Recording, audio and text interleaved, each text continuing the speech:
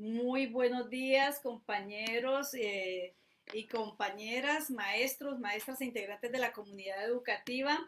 Les damos la bienvenida a una emisión más de su radiorevista alternativa Magisterio al Día por una comunidad educativa unida, informada y organizada. Hoy 26 de septiembre, el último sábado de este noveno mes del año. Doctor Manzano, muy buenos días, bienvenido a Magisterio al Día. Saludamos a Adriana allá en Radio Colina Caracol 1230 AM, a través de la cual también transmitimos este espacio alternativo que desde hace 7 años llega a las comunidades educativas de Girardot, Cundinamarca y el país. Endry Martín, muy buenos días. Usted, como siempre, tan juicioso, listo para la sección de Libres con Libros. Falta que ingrese Eliezer Rodríguez, pero de una vez también le damos la bienvenida a todos los compañeros maestros y maestras. También falta que ingrese el maestro, otro maestro de nombre Eliezer. Tenemos el maestro Eliezer Joaquín Avendaño Restrepo, nada más y nada menos que un maestro de los que participó desde Santa Marta hace más de 54 años en la Marcha del Hambre, ese hito histórico del magisterio colombiano, a partir del cual se gestaron unas grandes conquistas para el magisterio colombiano, y lo tenemos hoy invitado. Esperemos que también se pueda conectar muy puntualmente. Esta semana ha sido una semana, como todas las semanas, llena de actividad de parte de los maestros, actividad sindical, movilizaciones. El pasado lunes 21 de septiembre se realizaron caravanas en vehículos, en motos, en cicla. Algunos salieron también a pie, obviamente con todos los protocolos de bioseguridad. Unas caravanas organizadas desde... Esta noche tengo un encuentro con unos seguidores. Desde... Uy, bueno, estoy aquí silenciando. Organizadas desde FECODE, convocadas desde FECODE, desde la CUT nacional, en rechazo a la política del gobierno actual, del gobierno del presidente Iván Duque, rechazando el decreto 1174, pero también rechazando y denunciando la violencia, la oleada de violencia que hay en el país contra los líderes sociales, contra las jóvenes estudiantes que han salido a protestar. Y en medio de eso, pues ha habido un fallo histórico que protege la protesta pacífica. Hoy vamos a hablar de temas fundamentales también alrededor de la pensión de jubilación, que hace 8 días pues, hablamos de la pensión Gracia, y hoy hablaremos de la pensión de jubilación, entre otros temas. También tenemos invitado al compañero Eliezer Rodríguez de la Secretaría de Salud de la Subdirectiva de Girardot. Pero vamos a entrar directo al grano, no sin antes exaltar, por supuesto, reitero, la participación de los maestros, de integrantes de las comunidades educativas en esas caravanas que se realizaron el pasado 21 de noviembre en las ciudades principales de nuestro país. Importantes movilizaciones, importante que la gente salga y le diga al gobierno, basta ya, no más política de agresividad, no más normas y decretos que quitan los derechos a los trabajadores. De verdad que se requiere una política que beneficie a los trabajadores, a las trabajadoras, a los campesinos, a los pequeños empresarios, para que este país pueda salir adelante. Doctor Manzano, tiene usted la palabra y de una vez, no sé si quieras regalarnos un pequeño bosquejo antes de entrar a la pensión de jubilación de lo que fue este histórico fallo que protege la protesta pacífica en nuestro país. Bienvenido. María Cristina, muy buenos días a ti, muy buenos días a toda nuestra comunidad educativa que escucha este importante espacio todos los sábados y ya pues obviamente también nos ve a través de la transmisión en Facebook Live por Magisterio al Día. Creo que esta fue una semana no solamente movida por ese fallo de la Corte Suprema de Justicia de la Sala de Casación Civil, sino también por otro fallo también de la Corte Suprema de Justicia y otro fallo proveniente de la Corte Constitucional. Y voy a referirme rápidamente a los tres. El primero de ellos, que es el fallo de tutela del 22 de septiembre de 2020 de la Sala de Casación Civil, con ponencia del magistrado Luis Armando Tolosa Villabona. La sentencia es la STC 7641 del año 2020.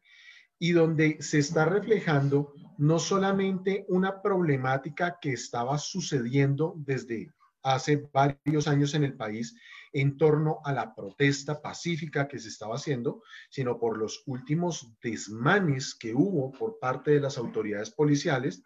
Se presentó una acción de tutela que el tribunal negó en primera instancia, determinando que no procedía este mecanismo tutelar.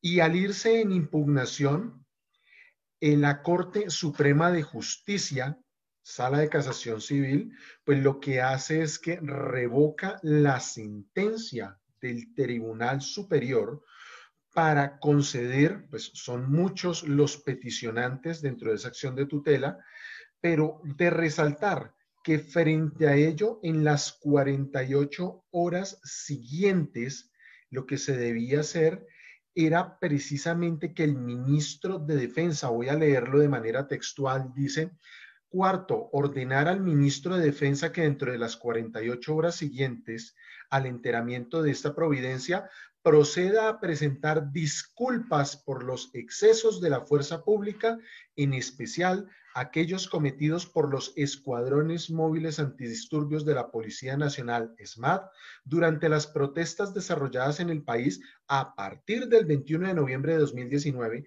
las cuales deberán difundirse en el mismo término por radio, televisión y redes sociales.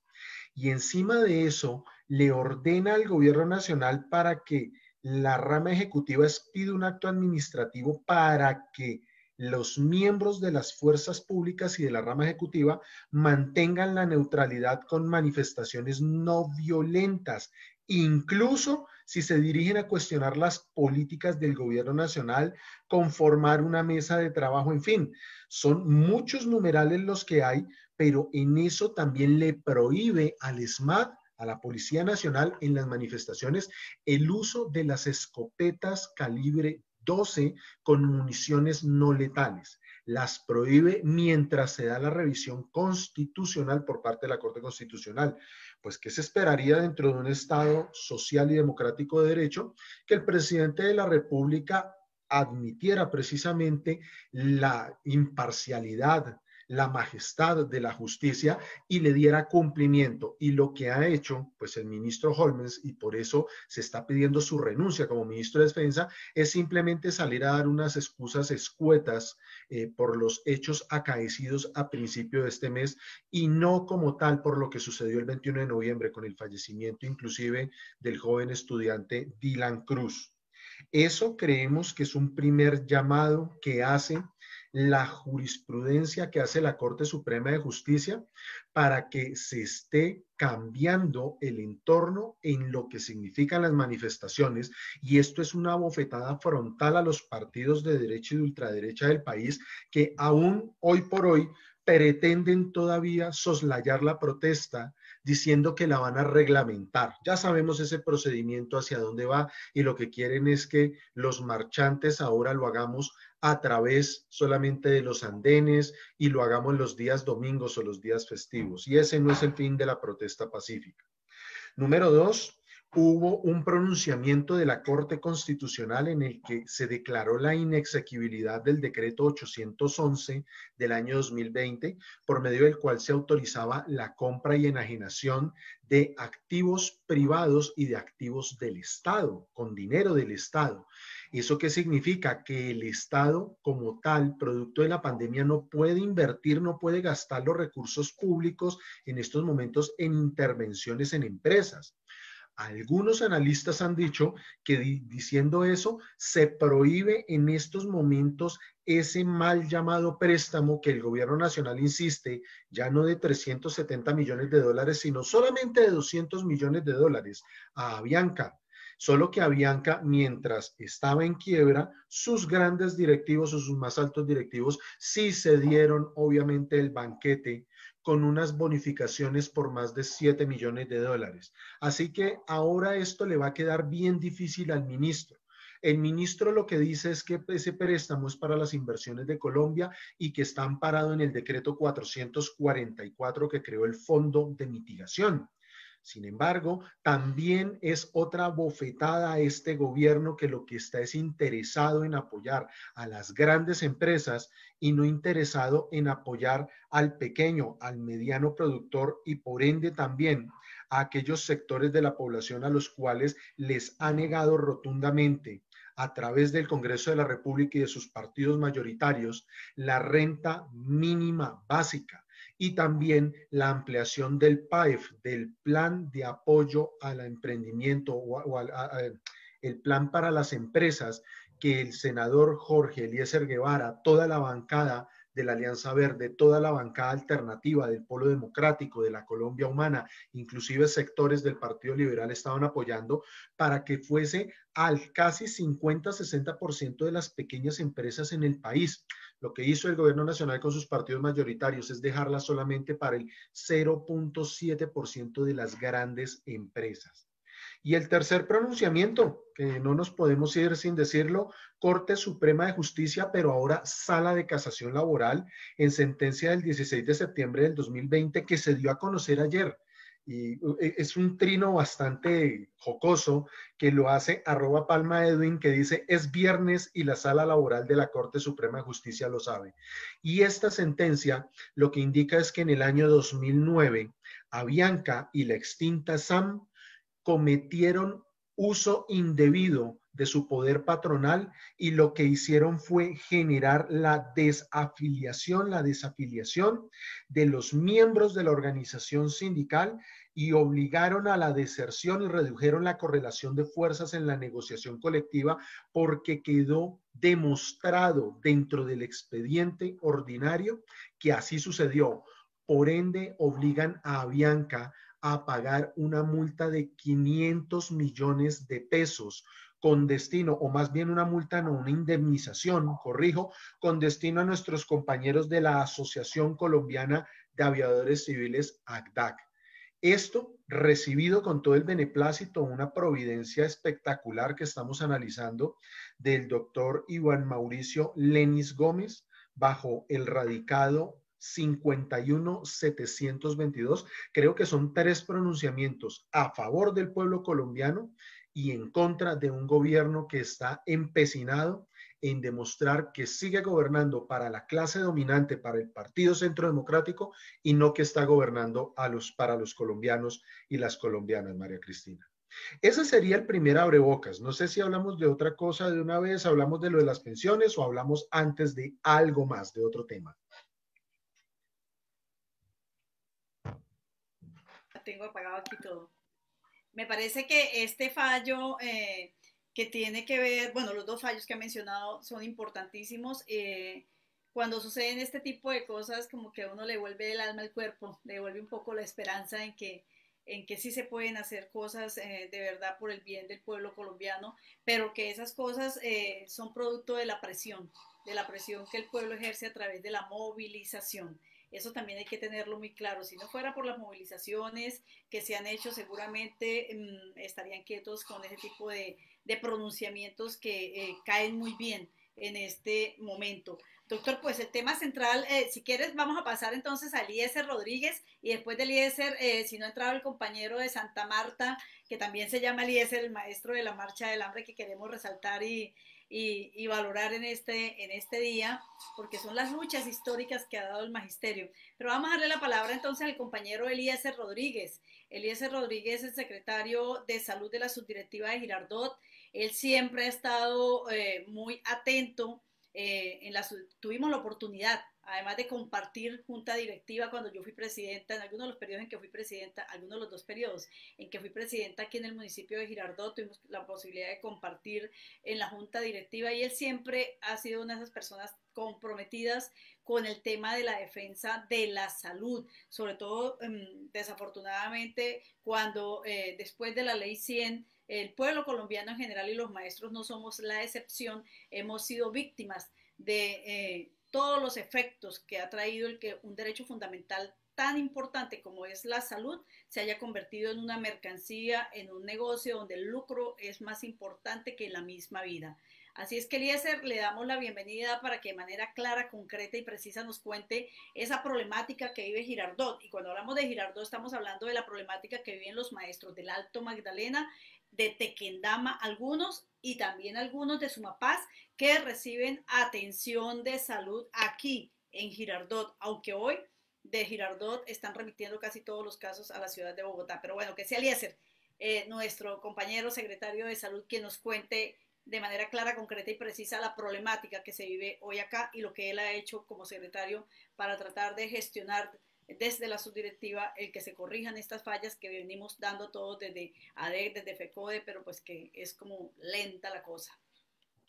Muy buenos días, distinguida compañera Cristina, doctor Manzano y compañeros del Alto Magdalena de Tequendama y del departamento de Cundinamarca. Sí, como nosotros lo hemos venido haciendo por más de 25 años como secretario de Salud de Girardot, hemos cogido ya bastante experiencia y nos hemos catalogado en eso, en ser eficientes, escribiéndole a los entes de control como la fiduprovisora y la Superintendencia de Salud y también a la FECODE. En estos momentos tenemos tres problemas cruciales, tres problemas fundamentales, como es el problema de las farmacias, que han estado dificultando el contrato con una cadena de farmacias para que presten el servicio de farmacia alterna, en especial cuando acudimos al servicio de urgencia. En las dos clínicas que han contratado, como es la clínica especialista y la clínica San Rafael Dumien de Girardot, nos han prometido desde el año pasado que van a contratar con las farmacias de colsubsidio.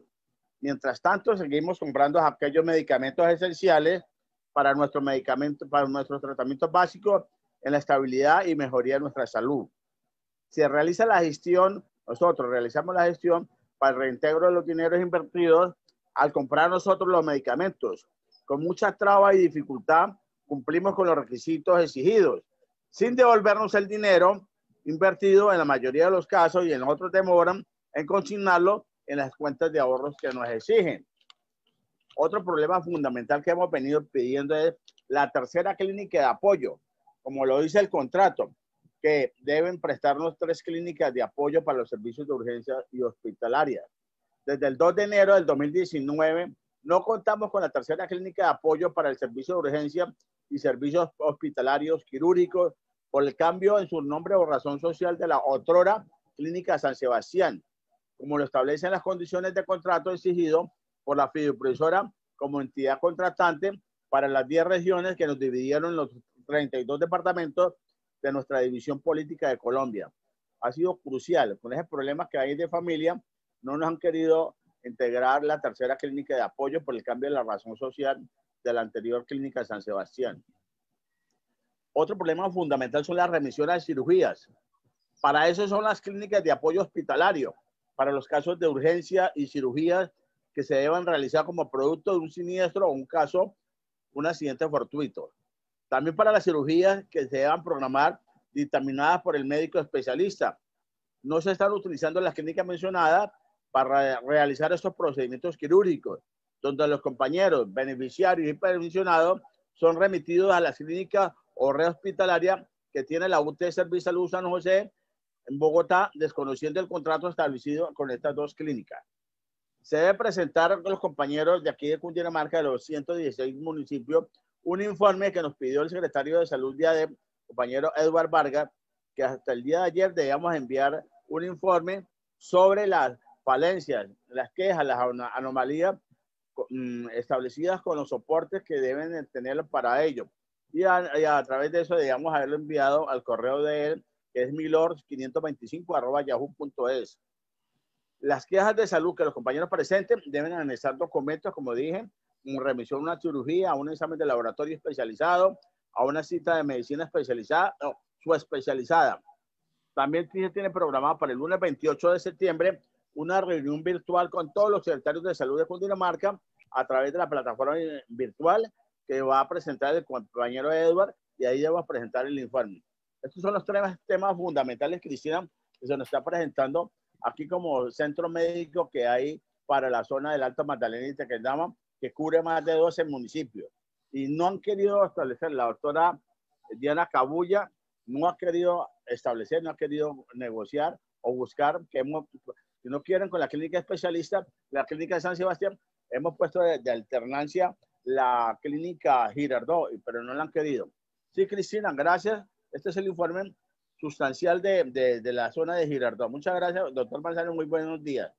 Hasta luego, gracias. Muchísimas gracias, Eliezer. Importante conocer, son 2 años pidiéndole a Servisalud que haga la contratación con la red de apoyo. No ha sido posible, así es que los problemas son muy grandes. Se trata de dar solución a ellos, se hacen las denuncias, se hacen las veedurías, se hacen las reuniones, pero la verdad es que esto no avanza ni se ven las soluciones prontas. Le damos la bienvenida al maestro Eliezer Joaquín Avendaño Restrepo. Le decimos a los compañeros, continúen aquí porque falta todo lo que tiene que ver con la pensión de jubilación, que el doctor Manzano está listo para informarnos ese tema que a los maestros tanto les interesa. Pero vamos a darle en este momento la bienvenida a Eliezer Joaquín Avendaño Restrepo. Fue un maestro que participó directamente en la marcha del hambre, para la cual estamos haciendo este homenaje hoy, por supuesto, porque es un hito histórico dentro de las luchas que ha dado el magisterio en nuestro país. Él hizo o lideró lo que llamaron en su momento la brigada Antonio Nariño. Pero bueno, que sea el maestro Eliezer Joaquín Avendaño quien nos cuente cuáles fueron las razones que llevaron a los maestros en ese momento histórico a organizarse y decidir marchar desde Santa Marta hasta Bogotá en una marcha que, repito, se convirtió en un hito histórico. Bienvenido, maestro Eliezer Joaquín Avendaño. Compañeros, buenos días. Me complace y a nombre de todos los compañeros marchantes, pues a nombre de ellos quiero agradecerles por esta oportunidad que nos dan para manifestar y poner los puntos sobre las IES, sobre las cosas que nosotros creemos que de alguna manera se han perdido, pero que hay que la posibilidad de rescatarlas también. Creo que en el caso de la pregunta sobre cuáles son o fueron las causas para generar ese movimiento grandioso, esa epopeya de la marcha del hambre, fueron muchas, pero básicamente yo siempre nombro 3, y es la incapacidad del gobierno para resolver problemas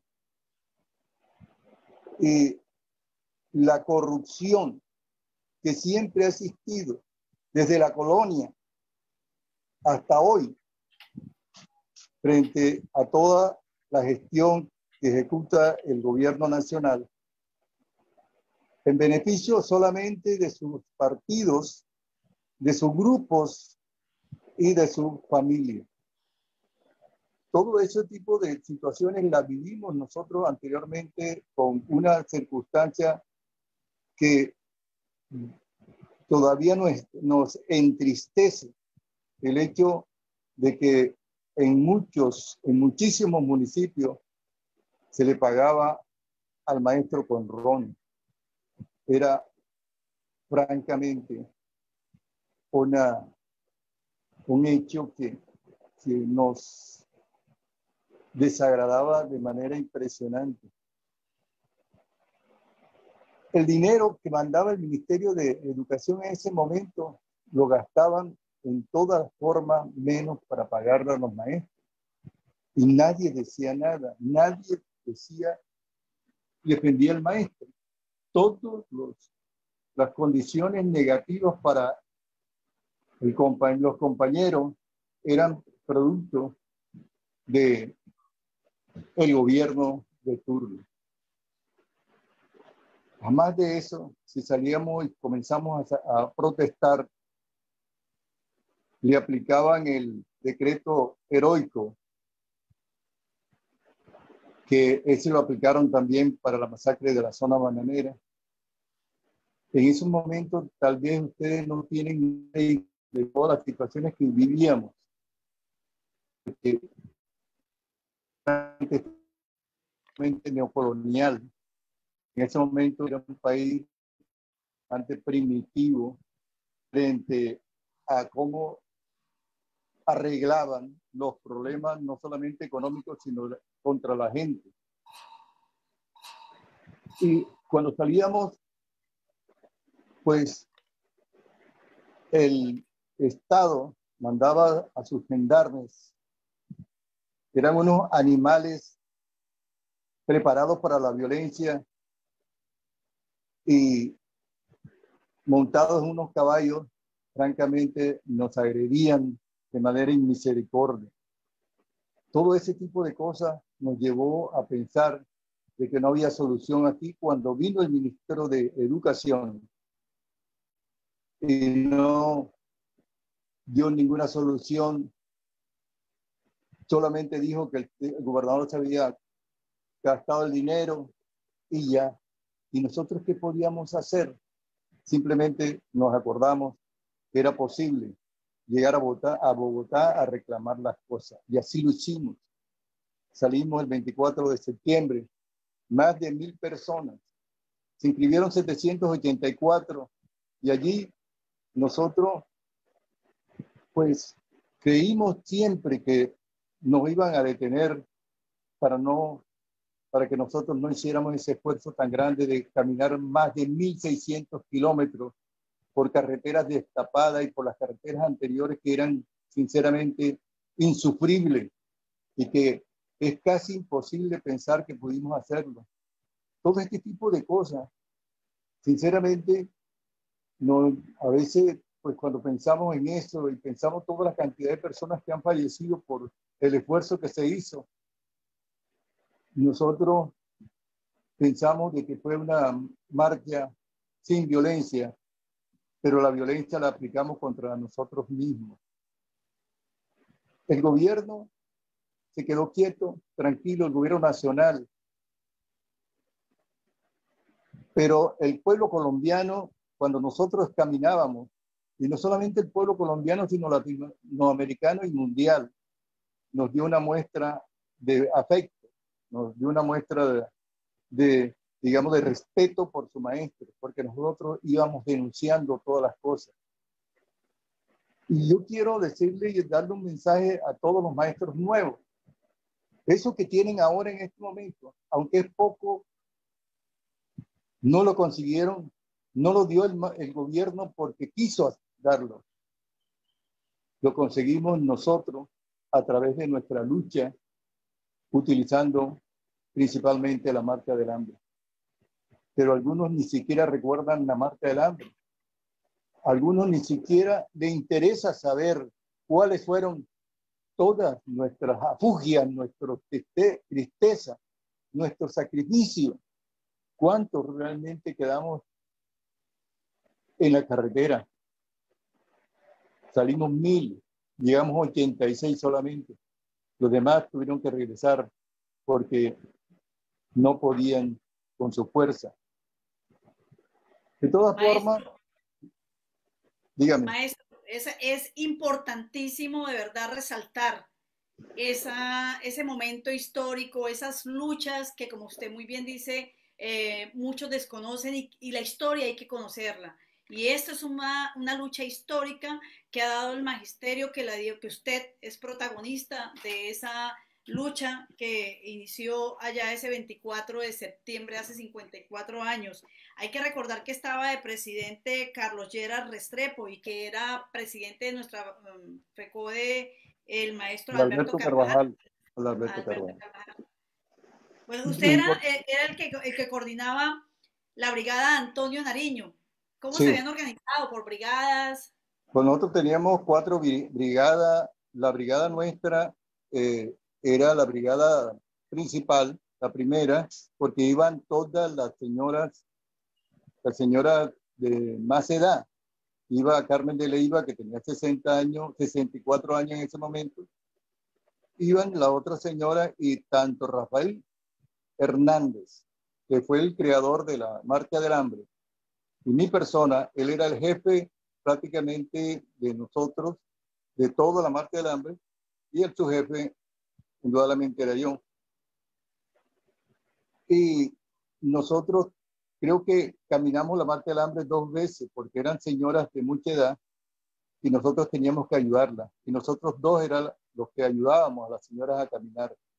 Y sinceramente... Usted era muy joven en ese momento. Usted era muy joven. Claro, claramente estaba joven, si no, no llego ni a Gaira. Mira, ahora con este momento, este estado de salud no llego ni a ninguna parte. y, y realmente, por ejemplo, nosotros íbamos muy claro, y lo tenemos claro todavía. ¿Qué es lo que quiero yo? El mensaje que quiero enviarle a todos los maestros y a todas las personas, ¿sí? Francamente,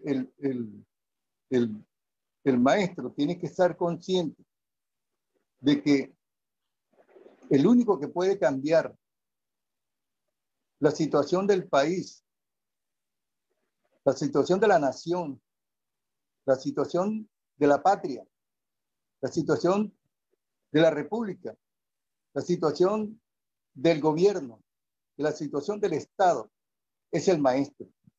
Y si no lo hace el maestro, ninguno lo hará. El maestro tiene la responsabilidad histórica de cambiar la sociedad colombiana para beneficio de toda la gente. De toda la gente significa todo el contexto de las personas que viven en el país, sean colombianos o no lo sean. Eso es una responsabilidad que tiene el maestro y debe transformar la realidad desde la escuela. Claro, indudablemente, aquí no sé, cuando se hizo el plan básico, lo que hicieron fue destruir eso, aunque eso viene desde la colonia. Pero sin embargo, lo importante de esto es que el maestro tenga conciencia que tiene una gran responsabilidad con el desarrollo social y que este es un país bastante rico, muy rico, y no se puede seguir vendiendo ni hipotecando, que tiene que realmente desarrollar la educación para que la educación pueda, digamos, hacer este país un país productivo, ¿sí? Para que todos los colombianos se beneficien con eso y tengan trabajo, tengan educación, tengan ciencia, tengan humanismo. Eso es lo que realmente nosotros pregonábamos en las carreteras de Colombia, porque nosotros íbamos por la reivindicación del maestro en todo su sentido, político, económico, social, pero íbamos por la ampliación de la cobertura de los departamentos, de las intendencias y las comisarías en ese momento que existían. Y también íbamos por el mejoramiento de la educación. Nosotros íbamos por todo. Y miren, que el señor que tú nombraste ahorita, Carlos Lleras Restrepo, ¿sí? Tomó tanto impacto, se impactó tanto y fue tanta la presión que tuvo nacional e internacional, que para que el maestro tenga una idea de qué hicimos nosotros con la marcha del hambre, el señor aumentó 300 veces, 300%, para decirlo, o digamos, para que sea más claro, 3 veces el presupuesto nacional para la educación. ¿Pero eso qué significa? Que no había ni siquiera presupuesto para la educación nacional. No había plata para eso. Y él lo tuvo que triplicar para medio cumplirnos a nosotros, porque no había posibilidad de otra forma. En otras palabras, maestro, y como nos toca ir redondeando por el tema del tiempo, pero yo sí quisiera tenerlo invitado en otros espacios exclusivamente para hablar toda una hora, si es necesario, frente a estas luchas de los maestros y sobre todo porque usted es protagonista de este hito histórico, es la movilización, tal como hoy se plantea desde la CUT, desde FECODE, desde la Asociación de Educadores y todos los sindicatos filiales de FECODE, es la organización, la movilización y la lucha lo que permite que estos gobiernos saquen los recursos que deben invertirse realmente para derechos fundamentales como son la educación, que en este caso que es la que estamos reivindicando y rindiendo un homenaje. De paso, valga resaltar su labor y toda la labor de todos los maestros y maestras que participaron en esa marcha del hambre, que se convirtió, vuelvo e insisto, en ese hito histórico que le dio origen al movimiento pedagógico, al Estatuto 2277, y que logró, ¿verdad?, como lo que usted dice tan importante, triplicar el presupuesto para educación en ese momento.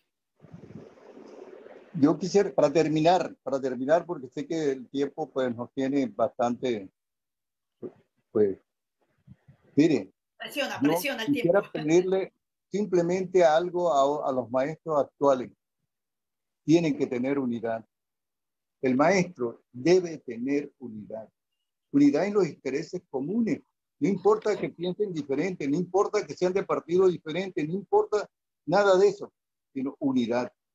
Tienen que tener unidad, porque están muy desunidos y así nunca llegaremos a ninguna parte.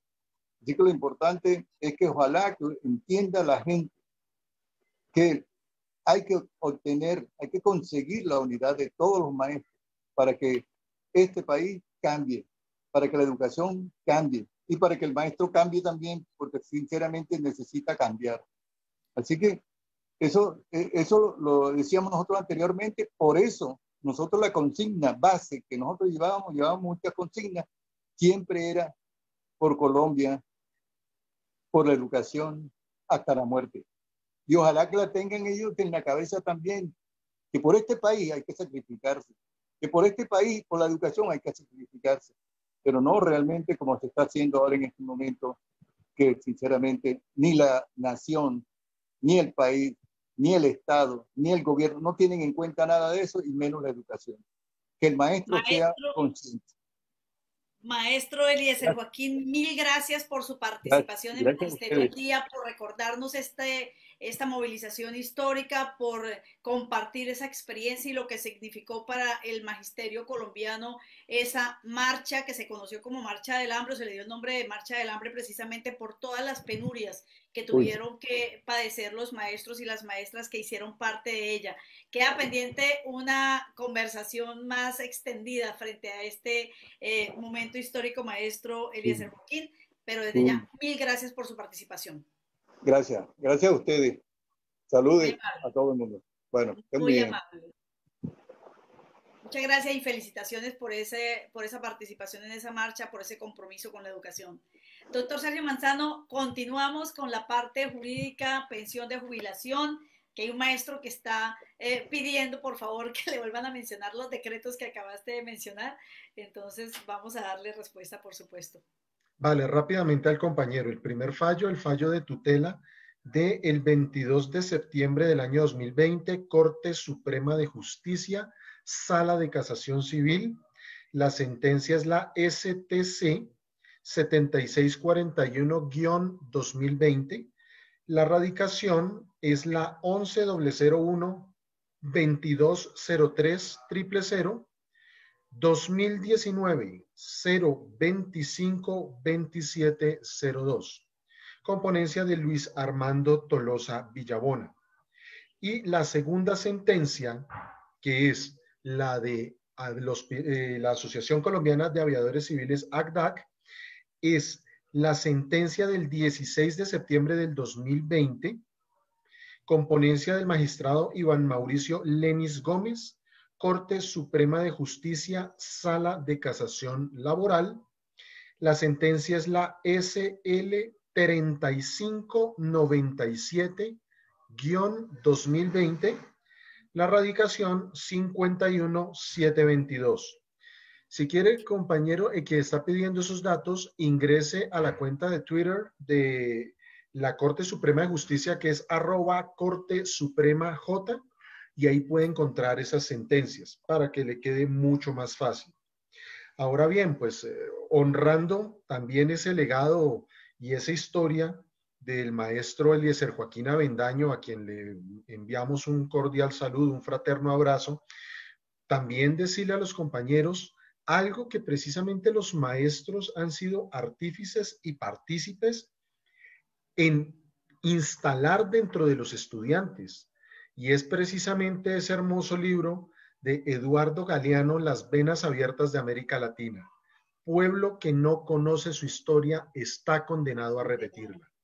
Y si no conocemos la historia, compañeras y compañeros, acerca de la Marcha del Hambre en 1966, y como lo decía el maestro Eliezer Joaquín, haber salido 1000 personas, haber llegado alrededor de 80, 90, eso tiene mucho que ver con lo que sucedía anteriormente. Y eso tiene que ver con que hoy por hoy hay algunos salarios que son dignos gracias a la lucha precisamente que han dado maestros como lo hicieron estos marchantes, maestros que no se amilanan ante los gobiernos de turno, que no se arrodillan cuando les están diciendo que les van a descontar la prima, que descuenten la prima, pero los derechos no se mendigan, los derechos se ganan al calor de la lucha organizada y en las calles, compañeras y compañeros. Tema de pensión de jubilación, para no ponernos tampoco muy proselitistas, me quedo hablando de eso. Tema de pensión jubilación, básicamente lo siguiente, para volver a retomar el tema de los docentes nacionales, a los docentes nacionales les ha ido mal. Y en el tema de pensión de jubilación siempre fueron tratados como los espurios de la pensión de jubilación en el entendido que nunca se les incluyó hasta el año 2010 la prima de Navidad en su pensión de jubilación, mientras que de los demás compañeros y compañeras sí les incluían aquellos territoriales y nacionalizados, les incluyeron todas las primas sin ningún inconveniente. ¿Hasta cuándo? Hasta el año 2003.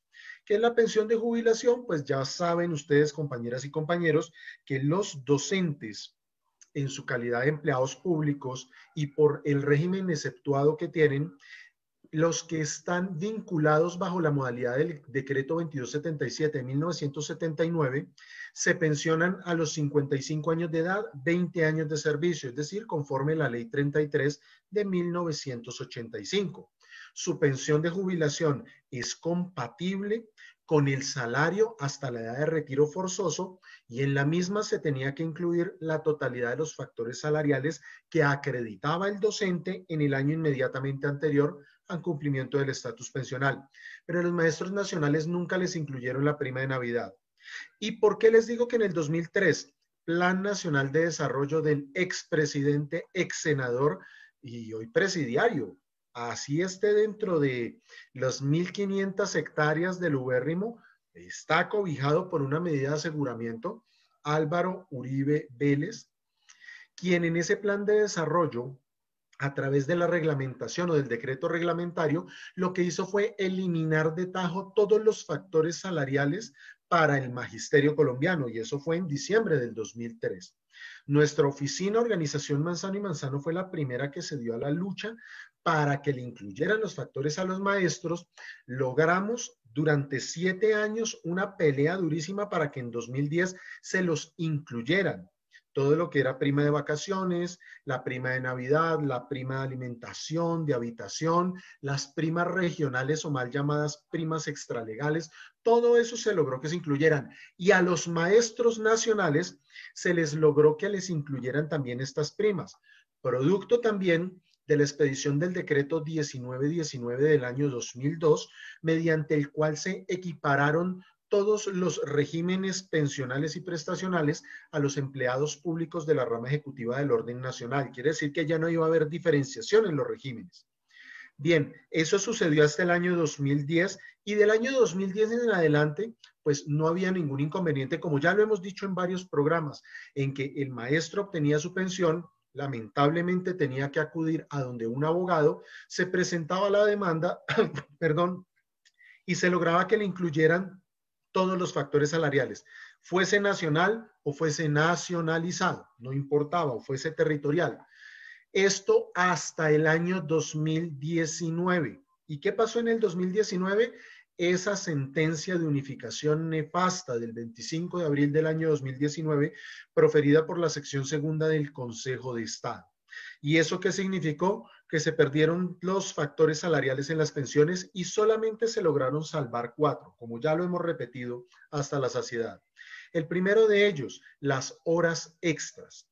El segundo de ellos, la bonificación pedagógica que fue creada en el año 2018 por la lucha del magisterio y de FECODE, no de ningún abogado, perdón. Aquí esto le pertenece al magisterio.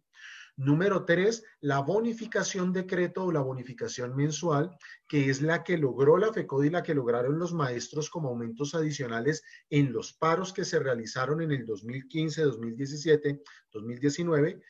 Y el último, la bonificación o los sobresueldos para los directivos docentes, que esta última con el apoyo y obviamente también la logra la Federación Nacional de Directivos Docentes de Colombia, FENDIDOC. Pero ¿esto hacia dónde nos lleva?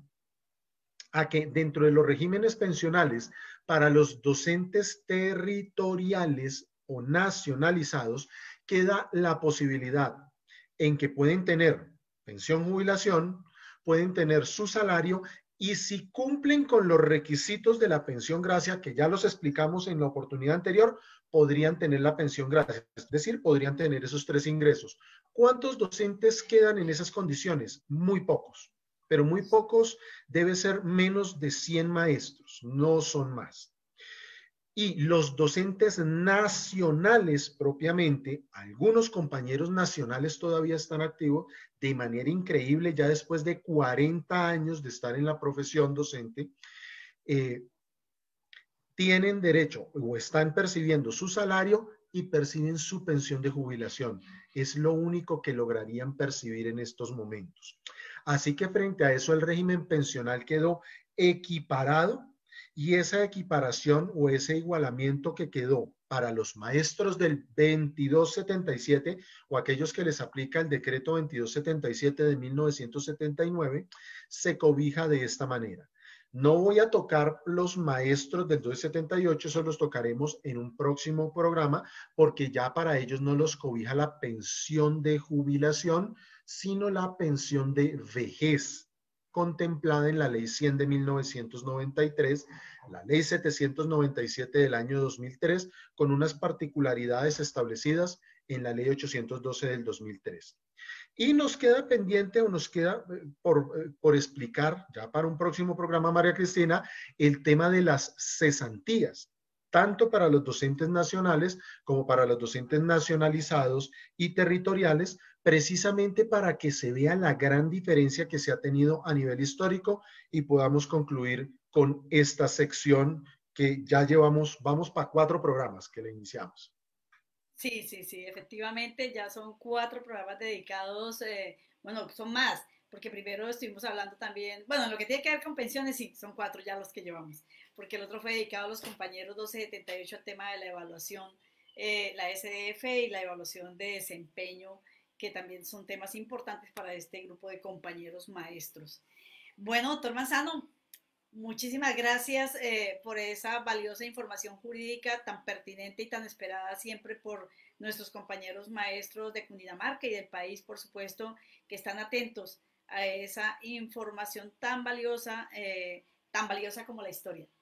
Porque estas conquistas son producto de esas luchas históricas y vamos a tener que seguir dando unas importantes luchas y el maestro Avendaño hizo énfasis en algo que siempre hacemos énfasis, la importancia de la unidad. En medio de nuestras diferencias, aquí tenemos que tener unidad frente a las luchas que debemos dar para defender la educación pública como derecho fundamental, para defender los derechos de los trabajadores de la educación, de las trabajadoras de la educación y para defender al pueblo colombiano en general, porque los maestros finalmente somos también la presencia del Estado en cada uno de los rincones del país y eso no significa solamente porque estemos allá orientando las clases, sino también porque estamos ahí para apoyar esas comunidades.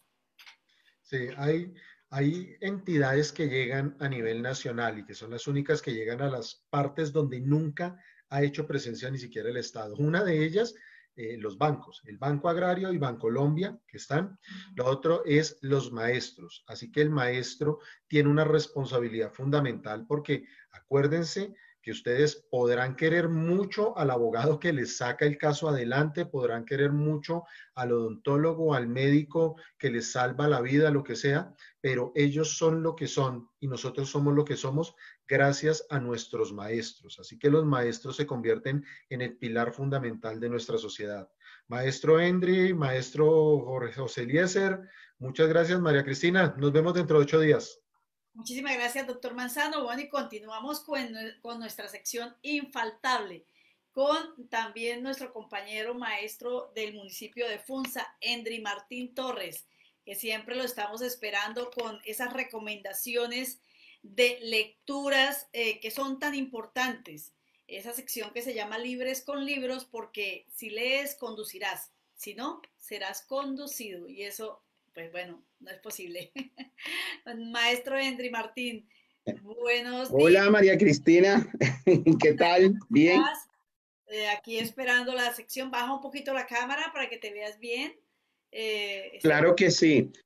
Bueno, saludándote, aquí esperando el miércoles para presentar el libro que toda la comunidad educativa debe leer, debe compartir.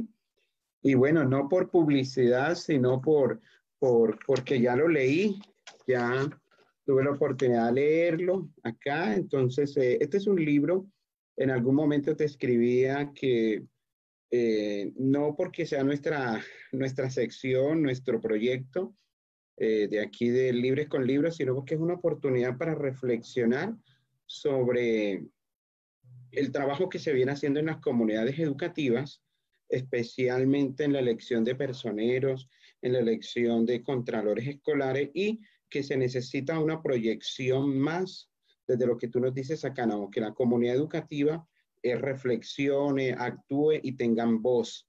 Y los ejemplos que hay del Tolima, algunos de Girardot, son significativos para leerlo, entonces los estoy invitando para que este miércoles a partir de las 5 de la tarde aprendamos a gobernar desde la escuela hacia una nueva ciudadanía. Y analizaba en algún momento la portada, ¿no? Esta portada que tiene como estos elementos propios de nuestra época tan extraña. Están los personajes con cubreboca, está el camino, está lo rural, está lo urbano, está la escuela, está ese modo de vida que nosotros tenemos de vivir en edificios. Ya hemos abandonado quizás en grandes ciudades y en pueblos como Girardot vivir en casas, ¿no? Entonces todo esto nos permite construir una nueva ciudadanía. Esas interpretaciones que a veces se nos olvida cómo hacer, Y la están niña, aquí reflejadas. la presencia La de la niña, niña, claro. la educación de la mujer, la participación de la mujer también ahí bueno, ya el miércoles en el lanzamiento les contaremos más infidencia, yo hoy no quiero hablar Sí, mucho, sí. Entonces porque sería vamos este a hablar libro, de estas cosas para contárselas sería. en el lanzamiento del libro.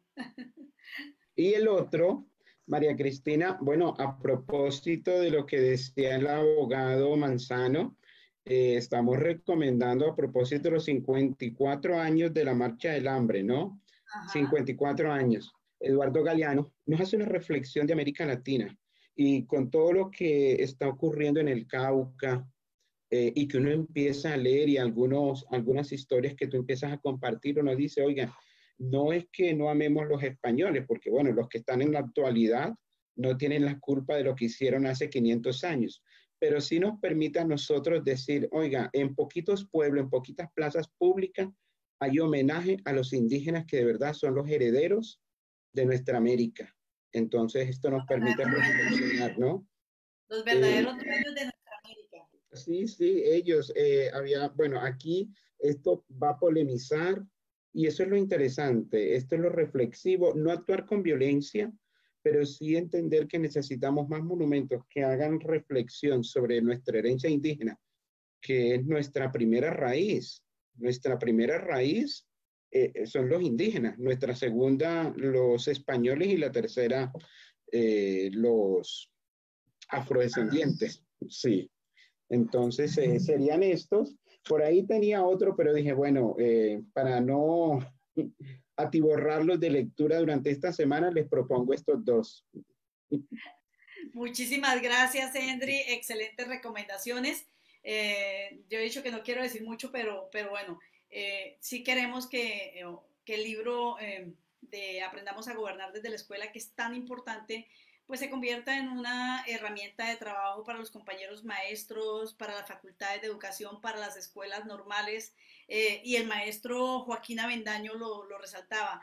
Nosotros los maestros tenemos un compromiso y una responsabilidad muy grande desde la escuela en ese proceso de transformación de las sociedades, en la forma de pensar, en la forma de actuar, en la forma de reconocernos. Así es que hacia eso apunta el libro y el miércoles están cordialmente invitados. Yo le agradezco de verdad de corazón a Endri que lo haya leído ya, a todos los que lo han leído, muchísimos compañeros lo han adquirido, de verdad que tengo que decir que ha tenido una muy buena acogida, he estado despachando libros para varios municipios, acá en Girardot también algunos compañeros ya lo han adquirido, otros me imagino que están esperando el fin de mes, pero de verdad que aspiramos que sea un aporte, los maestros debemos aportar a la transformación y el mismo CEI nacional, desde el movimiento pedagógico, dicen los maestros tenemos que aportar y hay que sistematizar, hay que escribir, hay que publicar.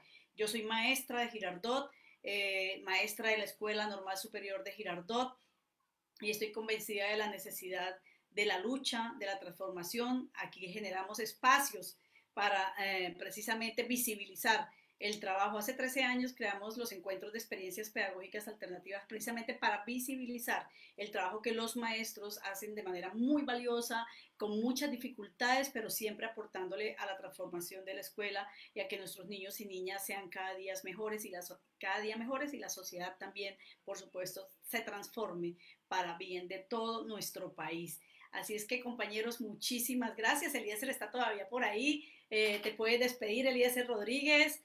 Un minutico para despedirnos, para dejarle tiempo allá a Adriana en Radio Colina para que nos pase las pautas publicitarias, por favor. Eliezer, un minuto para despedirte. Sí, señora.